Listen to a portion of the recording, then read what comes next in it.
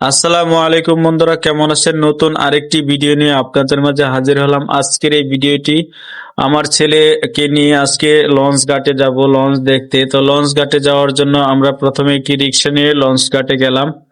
Launch ঘাটে যাওয়ার পরে আমার ছেলেকে ছেড়ে দিলাম। সে উন্মুক্ত ভাবে দৌড়াতে খুব পছন্দ করে, ছুটাছুটি করে।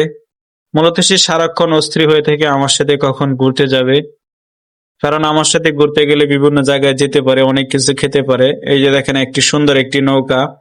তো এই নৌকা দিয়ে আসলে মানুষগুলা পারাপার করে না। এই নৌকা দিয়ে তাদের কাজ হলো মানুষকে নিয়ে ভ্রমণ করে, এবং নৌকা ভ্রমণ যাকে বলি, নৌকা ভ্রমণ করে বিভিন্ন মানুষকে, যারা নতুন নতুন ঘুরতে যায়, নদী দেখতে যায়, তারা এই নৌকা দিয়ে নদীর বিভিন্ন জায়গায় ঘুরে, নদী ভ্রমণ করে নৌকায় উঠে। তো আমার ছেলেকে বললাম, আব্বু তুমি একটু উঠো। তো ছেলে অল্প কিছুক্ষণ উঠলো। তো লোকটা তার নৌকাকে সাজাচ্ছে বা পরিপাটি করে নিচ্ছে, যাতে নৌকাটি দেখতে আরো অনেক সুন্দর হয়।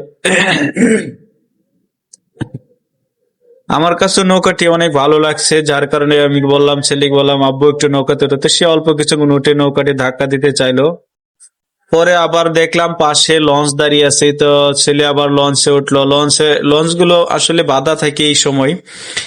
এখন পানি কম, যার কারণে বেশিরভাগ সময় লঞ্চ নদীর সাইডে রেখে দেয়। আর যখন বর্ষা মৌসুম হয়, তখন এগুলো দিয়ে মানুষ ভ্রমণ করে, আনন্দ ট্যুরে দেয়, বিভিন্ন প্রকার আনন্দ মিছিল এগুলো করে। আর বিশেষ করে নতুন যারা নদী দেখতে যায়, তারা এই লঞ্চগুলো উঠে আনন্দ উপভোগ করে এবং বিভিন্ন জায়গায় ঘোরাফেরা করে। আমিও প্রায় সময় পেলে এই জায়গায় যেত। আমার ছেলে এই লঞ্চ থেকে লাফ দিচ্ছে, একের পর এক লাফ দিচ্ছে। তারপর সে একটু নাচানাচি করতে নৌকার লঞ্চের উপরে উঠলো। একটু আগে আমরা যে নৌকাটি দেখলাম, সেই নৌকার পাশে এই লঞ্চ ঘাট ছিল।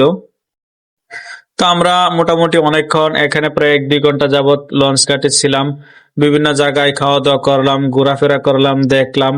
আর ছেলেকে আমি সবসময় আমার সাথে রাখি এবং তাকে নিয়ে বিভিন্ন জায়গায় যাই, ঘুরতে যাই। যখন আমার সময় সুযোগ মিলে আমি ছেলেকে নিয়ে একটু ভিডিও করি, প্লাস ঘোরাঘুরি করি, এটাই আনন্দ। তারপরে মনে একটা ভয় থাকে, কারণ যেহেতু এটা নদী, নদীর পাশে এতক্ষণ না থাকাটাই ভালো।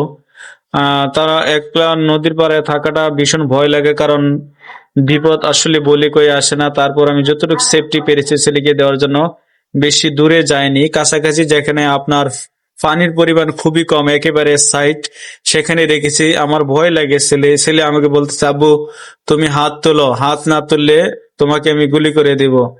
আর বলতেছে, বসো, তুমি বসো, না হলে তোমাকে গুলি করে দিব।